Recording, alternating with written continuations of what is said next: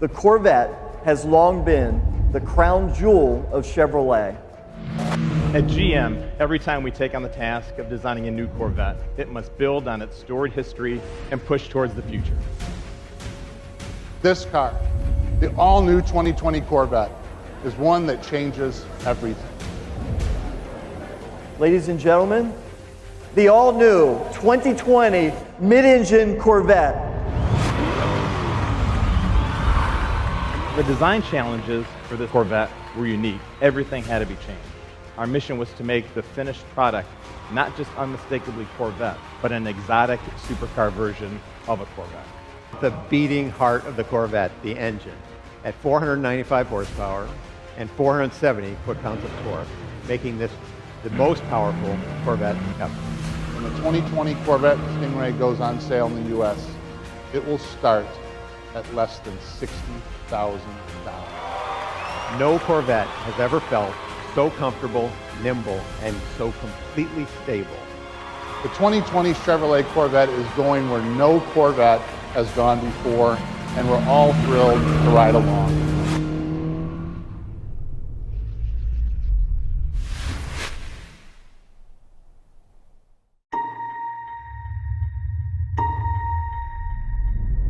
As the sum of each generation before it, the next generation Corvette stands alone as the new standard of precision and performance, of engineering and technology, of everything that makes an icon, and a Corvette, a Corvette. Acceleration, speed, 0 to 60, 0 to 100, 100 to 0, G-forces, GPS location, accelerator and brake usage, gear choice, sound. These are things we've always had in the performance data recorder, along with the ability to analyze your data like a professional engineer using Cosworth Toolbox. Now there's new automated recording options, so the PDR can act like a dash cam that comes on when you start the car. You can also time point-to-point road courses that you create and compare your performance on these custom routes day to day. With high-definition 1080p recording, the new PDR provides drivers with a higher quality memory of their drive. And if you're worried about how much fun the valet is having with your Corvette, well, the PDR can record that too.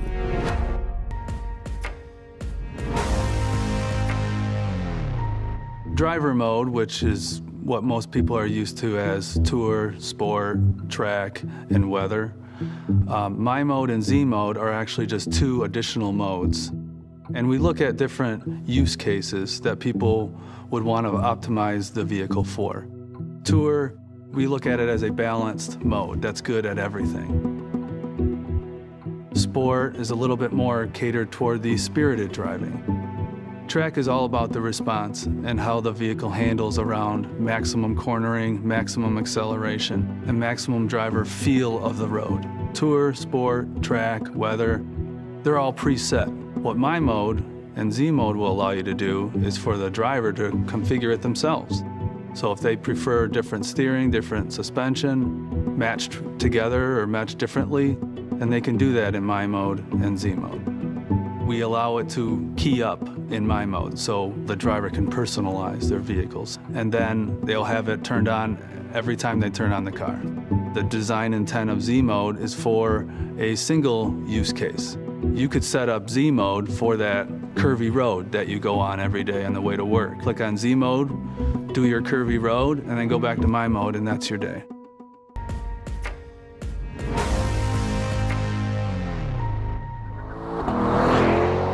When we finally got to the track with real physical hardware, some of us were holding our breath. We were a little bit nervous. The first drive in the car wasn't honestly the most inspiring thing. There's a lot of work we have to do. We will often break things that we honestly didn't expect to break. Track testing really is the essence of what drives our team to achieve things we haven't in the past. If you have a deep relationship with the car that you've developed on the racetrack, where you've pushed it to and beyond its limit, you find it opens up this whole window of your brain where you can feel things happening in the car that you would never notice before. Part of what we're trying to achieve here is to make sure that we could fully integrate, fully tune all aspects of the car. The components are all there, the hardware is well baked, there's a lot of calibration work that's required, and we are now taking that final 80% to the finished, polished product. If you talk to our ride and handling engineers and our chassis control engineers, they live in that car. That is their office space. That's literally where they go to work every day. So the big thing we had to adapt to was our tuning style and how we adapt to a new center of gravity location and how we can take advantage of all the rear tire that this car has.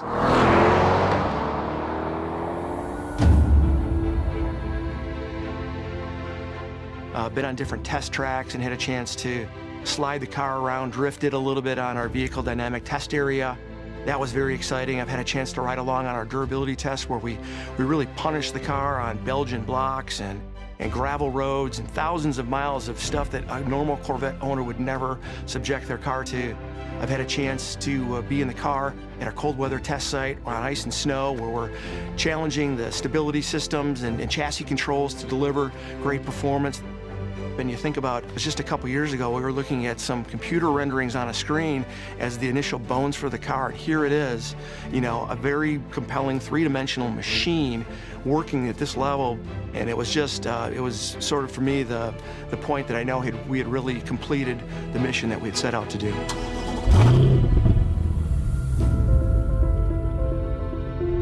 About a month ago, we were at the track, and I thought, well, this is the last time this is going to be a new thing for me. This is when I get out of the car in 45 minutes after a tank of fuel, this is going to be the Corvette. And it's not going to be the new Corvette, it's going to be the Corvette. That for me was the moment where I saw the real light switch on the mid-engine architecture, was that it's just so easy to be fast and to have fun.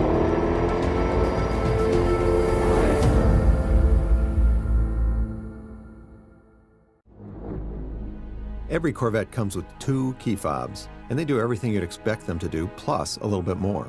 You can open the doors and the front and rear cargo compartments remotely, or if you have the key fob on you, you can unlock the doors, hood, hatch, or trunk manually via the hidden releases on the car. With memory installed on your Corvette, the carbon flash logo and the chrome logo key fobs can be linked to separate drivers. So when you unlock the vehicle, the seat, mirrors, and steering wheel positions will automatically adjust to your preferences.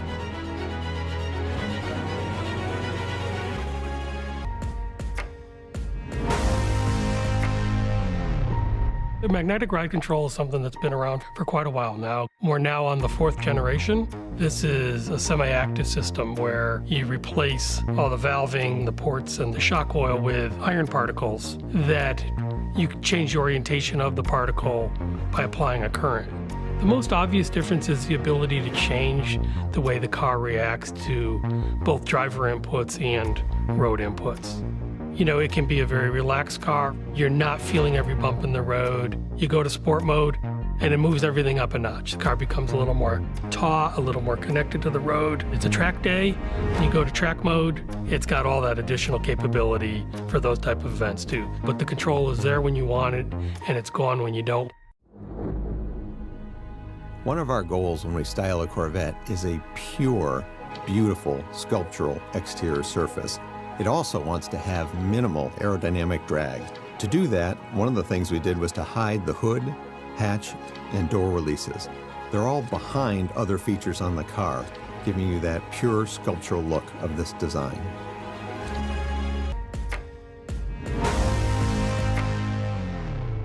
Electronic limited slip differential, or ELSD, was in the previous generation, the C7 Corvette. And so we've taken all that software and kept fine-tuning it and refining it. It's basically like a clutch between the 2 rear wheels.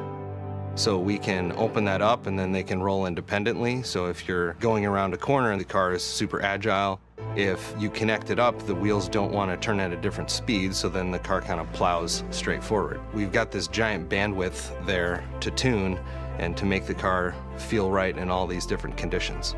The other thing that the ELSD software does is it brings in tire temperatures from the tire pressure sensor system, and it tells the ELSD, hey, we're in the cold condition right now, we're in the winter, or it's really hot, we're in the summer, so we can tune the performance around the actual temperature of the tires. Corvette should inspire confidence in the driver, and that's what I bring with our tuning of the diff, is to make the driver comfortable, make the driver want to drive harder on the next lap and the next lap and the next lap.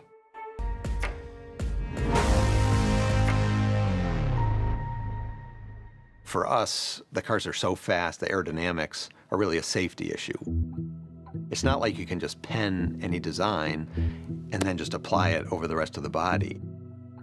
So doing thumbnail sketches, early ideas, it helps us understand the lay of the land more or less, the opportunities that we have within the aerodynamics of this car.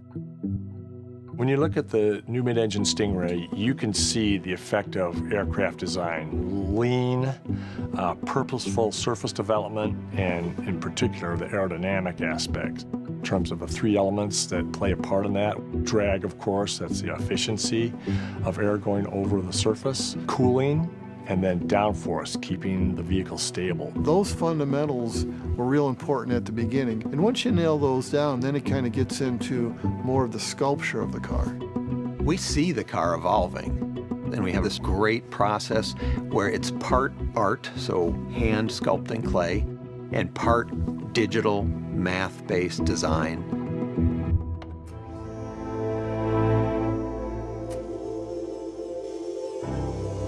So we sculpt the car, then we scan it, and then we'll use numerically controlled machines to recut that surface back on the clay.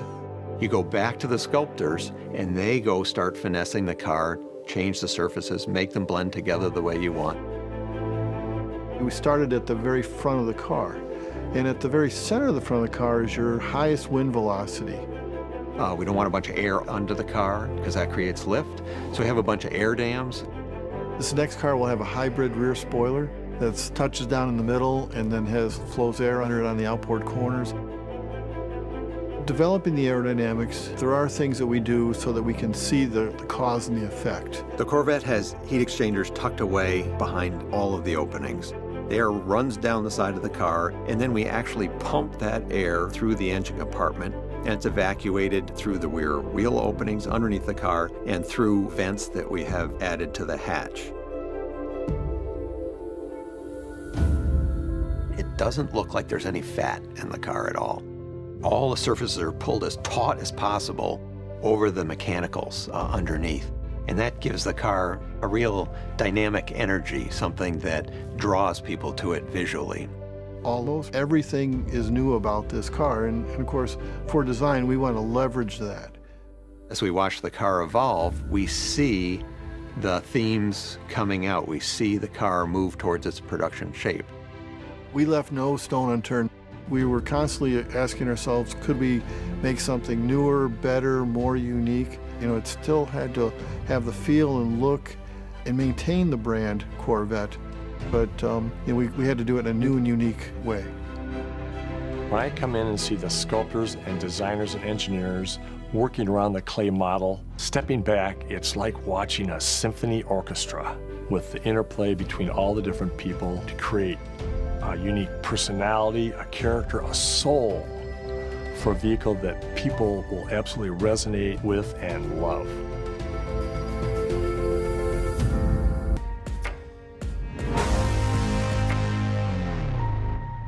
A vehicle like the Corvette has very demanding track requirements, so we need a world-class lubrication system. A conventional vehicle has a passive system where oil that's distributed through the engine passively drains back from the various places of the engine and is ultimately collected in the oil pan. In a dry sump system, the oil is actively harvested by scavenge pumps and forcibly pumped from the engine out to an external reservoir. At high engine speeds, every time an engine rotates, the gas wind velocities in the crankcase will actually exceed 100 miles per hour.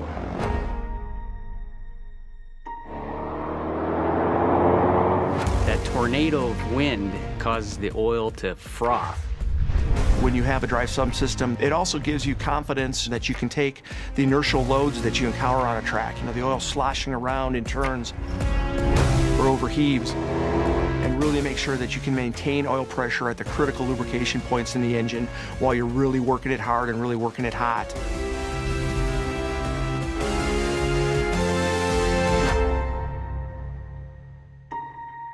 The reason we made it standard in this generation car is it allowed us to lower the engine and transmission as low as possible, and this really lowers the center of gravity of the car, which helps in handling.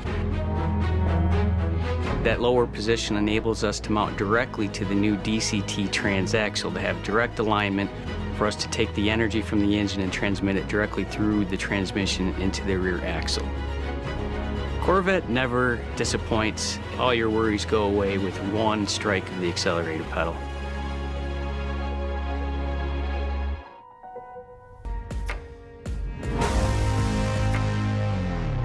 You think of a car like the mid-engine Corvette, and the expectation for what that car is set so high by the exterior, and you really want to deliver on that promise. What we wanted to do was kind of go to a three-seat strategy. GT1, GT2, and competition.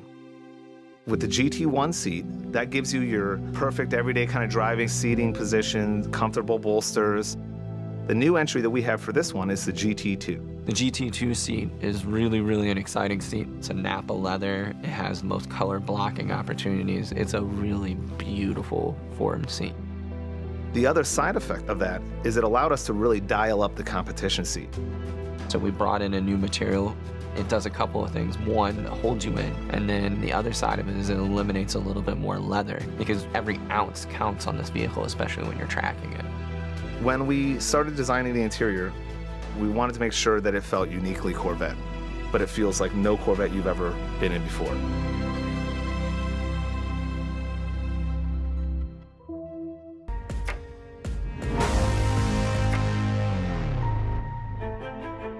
We're going from 10 colors to 12 colors. This will be the most we've ever offered. What we're finding is that our consumers want to bring a little bit of their own identity in the car and really want to exemplify who they are and bring their own emotion out. Yellow has always been synonymous with Corvette racing. One of the new colors that we brought in is what we're calling Accelerate. So we did a lot of research around color theory and found one of the most sensitive areas to the eye is a yellow that has a little bit of blue in it. We took the yellow from where everybody has been used to, which was a little bit more on the red side, and just pumped up the chroma, brought in some of that blue, still the yellow family, but really brings this most noticeable color that we've ever had.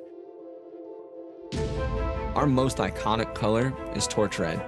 It's synonymous with the vehicle and is maintained all the way through the palette to now. Rapid is another real beautiful piece, and what I love about Rapid is it's this really bright blue. In my personal opinion, it's a little bit more exotic, global, really kind of tells the story of a supercar. Another new color that we're offering is Zeus Bronze. We knew that we wanted to do these more tonal and environmental pieces, and I believe Zeus Bronze ties in with our natural dip, the interior, in a beautiful way. And then the other main point that we did on the interior was the stitching and seatbelts. And this is really giving you a step above black when you go down that path. Then it also really pops the color a bit more. And it really just brings another example of that craft and quality. And that carries through in every interior in the car. The way I kind of always look at color is that it has to have an opinion. If it's just on there and somebody's just like, oh, it's just gray. It's not just gray. This is sky cool gray. This is a color that has tonality to it and really brings you into it and immerses you in it.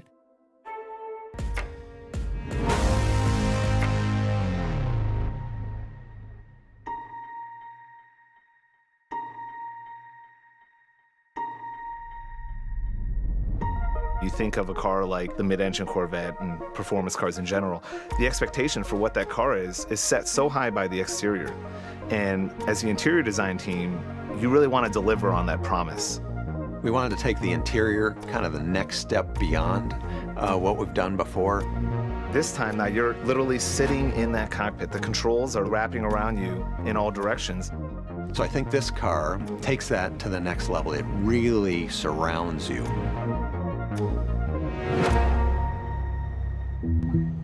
Once you reset the engine to the middle of the car, that changes everything from an interior perspective. From a front engine, you have a sense that you're behind the front wheels as you turn, And with a mid-engine, you're right close, almost on top of the wheels, and you're more leading the way as you proceed forward in the mid-engine vehicle. It enables you, if you work really hard, to get exceptional forward visibility. You know, something where you have unlimited view. It really allowed us to push the hood low, push the windshield touchdown extremely low, and that really set up an interior position that had these great open sight lines compared to where you normally have an engine out in front of you. So we wanted to make sure that wheel wasn't obscuring it in any way. Now we have flats on the bottom and on the top, creating a roughly rectangular opening that gives you a perfect view of the widescreen reconfigurable display that we have behind there. One thing we're really proud of is our electronic transmission range select, what you normally think of as the lever that goes from park, reverse, neutral, drive. We kept going back to, if it was something that you had to stop and think about and look down, it was a failure. The challenge with electronic controls is how do you make them feel mechanical? How do you make them feel real? So we came up with a really unique geometry that can be felt like it's Braille. It's extremely intuitive. And now you have a very modern, sleek center console that actually frees up more space for the things you're carrying with you. These little details are what make it feel special. You know, you want to have the customer open the door and really have something that maybe they weren't expecting. And then you realize this thing can only be a Corvette, but it feels like no Corvette you've ever been in before.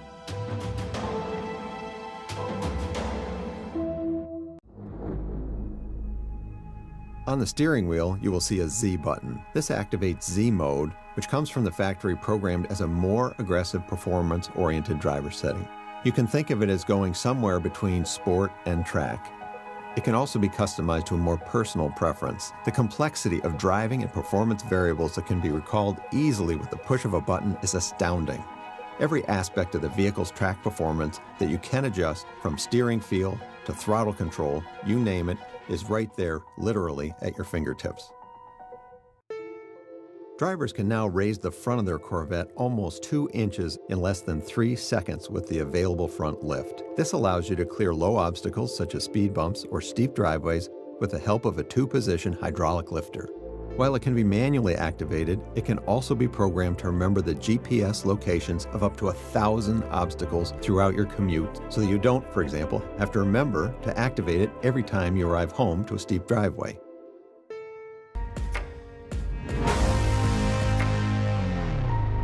What if we could do a new definition of a mid-engine sports car, not just for high-performance driving, but to go on trips, adventures, just make the driving to work an experience? Utility of the car has been something we focused on too, ensuring that we've got a space for people to store luggage or groceries or what have you. So we have a front storage section that's very deep.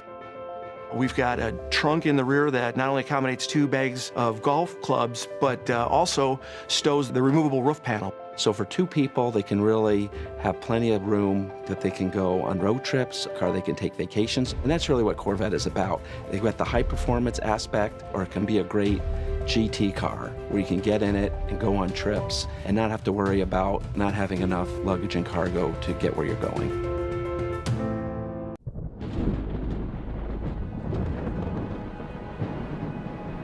Every Corvette has standard open-air capability.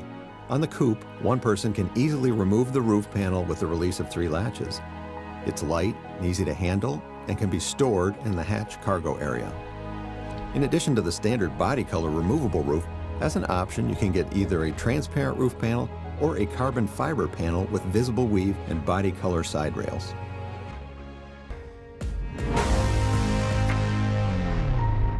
One thing we're really proud of is our electronic transmission range select, what you normally think of as the lever that goes from park, reverse, neutral, drive.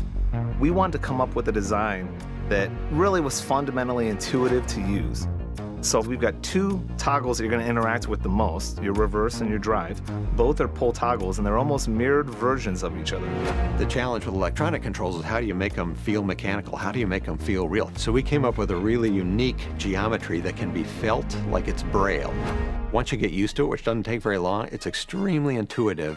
And now you have a very modern, sleek center console that actually frees up more space for the things you're probably going to be carrying with you.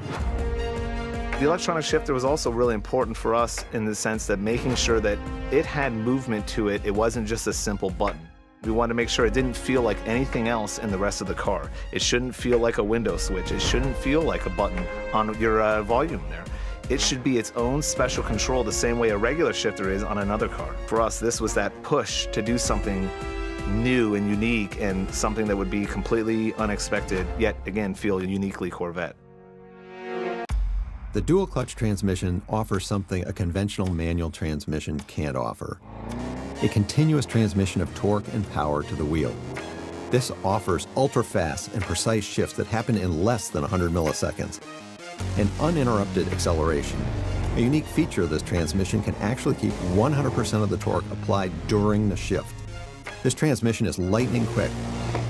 It's a type of transmission worthy of this car. Our goal is combining the driving engagement of a manual with the speed and smoothness of an automatic.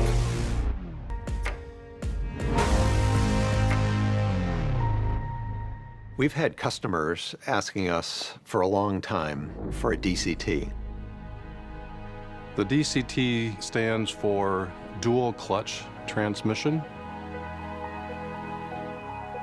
In a traditional car, while you're shifting, the car is actually decelerating because the engine is not connected to the wheels. So we said we needed a bespoke transmission, custom designed for this car, because we have engines that produce massive amounts of torque, so the DCTs that are on the shelf wouldn't stand the Corvette duty cycle. The transmission team worked with the chassis team to fit the transmission into a package that allowed us to essentially lower the center of gravity, which helps in overall performance. A dual clutch transmission is effectively two manual gearboxes that have clutches actuated by computers on a concentric shaft. So what that really means is you've got a shaft that has your even forward gears, 2, 4, 6, 8, and your odd gears, 1, 3, 5, 7. And you can simultaneously be disengaging one shaft while you're engaging the other one. So it's quicker than a human being could shift a manual transmission. This way you get the lightning fast, less than 100 milliseconds shift when you need it. We've also found that during very aggressive launches, we can actually drive torque through both shaft clutches simultaneously.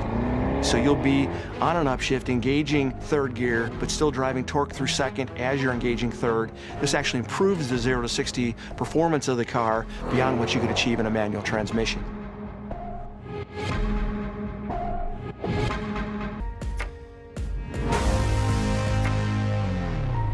The Z51 is a performance package that takes the goodness of the Stingray road car and elevates it to a hardcore racetrack beast. The Z51 package includes a lot of performance-enhancing items, like tires that are more racetrack-oriented, brakes are larger, we add a Z51-specific front splitter, and a Z51-specific spoiler. The electronic limited slip differential is a huge performance enabler, and it goes on and on. Seeing the Z51 package at work is amazing because we've already exceeded where the current car is. We've got the Z51 now to a level where we're in new territory for the car. We're positioned to rock the world with this one.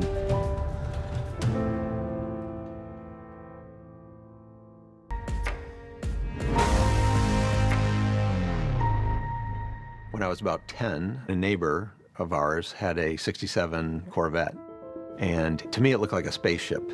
It was astonishing, the sort of visual and emotional power that car had.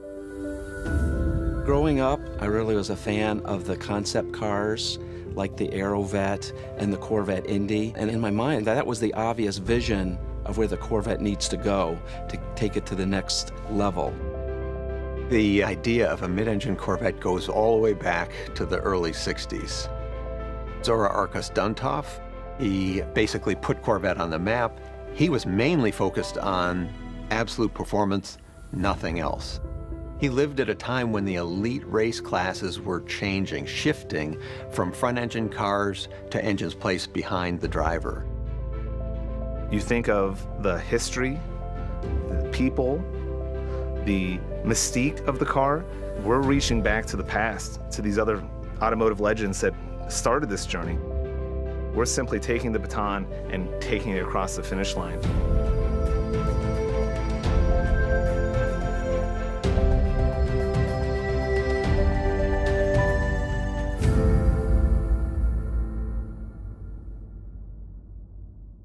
One thing we knew when we started studying a mid-engine car in earnest was that it was possible to do a mid-engine car, but is it going to be easy enough to live with? Is it going to have a reasonable amount of luggage? Is it going to be loud? You know, you got an engine inches behind you. So for us, it was like, how do we deliver that exotic hypercar experience and still make it feel uniquely Corvette? Corvette is more than just a vehicle. It's a lifestyle, it's a feeling, it's an element of passion that I think transcends not only time, but I think generations and cultures over the course of its life. The thing that was striking was when we parked the new car next to the old car. We weren't really appreciating the distinction between what we had, which was really excellent, and where we were going, which was really unbelievable. What's really going to be exciting is this is going to be the car for a new generation. When that 2020 Corvette Stingray hits the road, that's going to be the car. Oh my gosh, it's the car I have to have.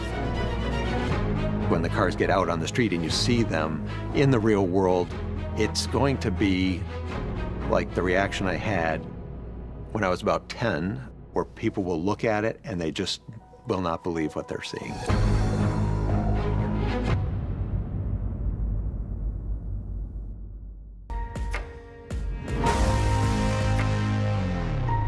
It's an interesting bit of history to look back and see how we decided to move away from our comfort zone and started working on a mid-engine car.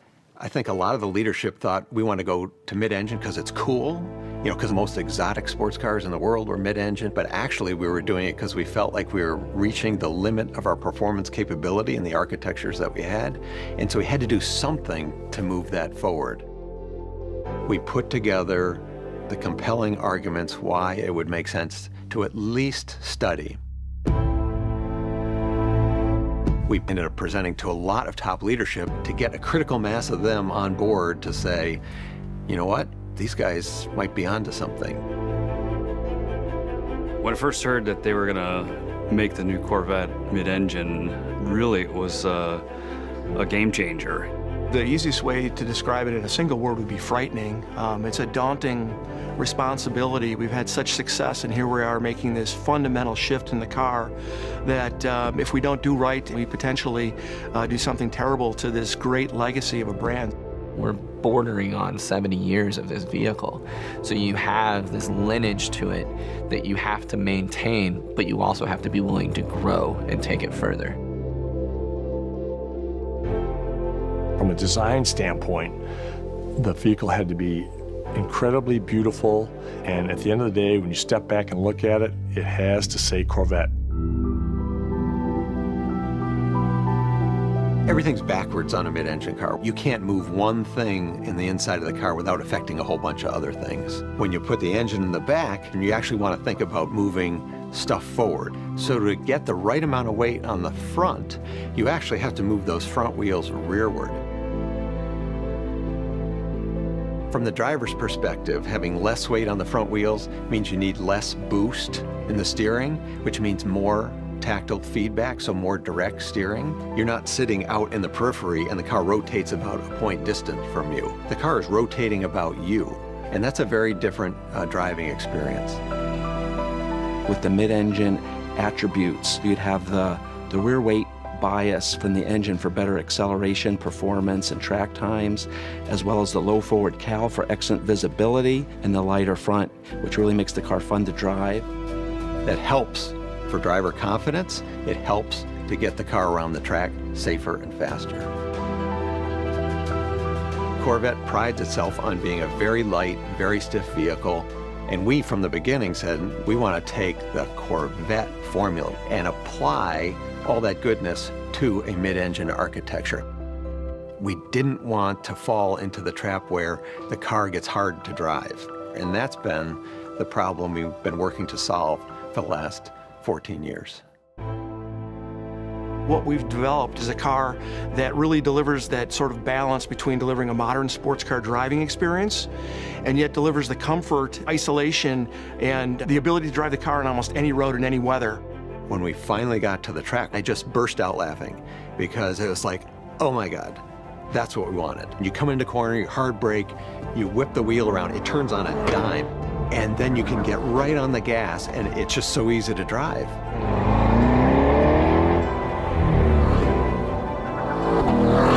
You could write a book about what Corvette means to all different segments of society. Corvette is an emotional driving experience.